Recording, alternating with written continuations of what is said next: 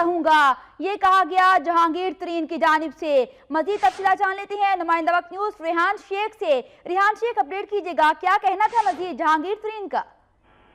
جی بالکل، عمران خان کے بعد ان کے کھلاڑی جو جہانگیر ترین کے خلاف بھی ریفرنس جمع کروا دیا گیا ہے اسپیکر قومی اسمبلی کو نون لیگ کی جانب سے، لیکن ان کی جانب سے جو سٹیٹمنٹ آئی ہے اس سے یہ ظاہر ہوتا ہے کہ وہ اس ریفرنس کو بہت لائٹ لیا ہے۔ انہوں نے اپنے بیان میں کہا ہے کہ میں کافی دنوں سے ہنسا نہیں تھا اور نون لیگ کا ریفرنس دیکھ کر اب کی بار میں کھل کے ہنسا ہوں، اور ان کا کہنا تھا کہ جہانگیر ترین کو قوم جانتی ہے کہ وہ واحد پاکستان کا سب سے بڑا بزنس مین ہے جو کہ پراپر ٹیکس دیتا ہے، اور جتنے بھی جعلی ریفرنسز جمع ہو جائیں عمران خان کے ساتھ کھڑا رہوں گا۔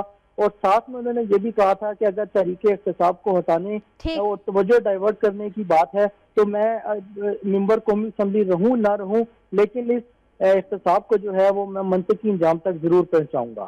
جی، جہانگیر ترین کا یہ کہنا تھا کہ وہ ممبر قومی اسمبلی رہیں نہ رہیں لیکن عمران خان کے ساتھ کھڑے رہیں گے اور احتساب کے بارے میں بات کرتے رہیں گے۔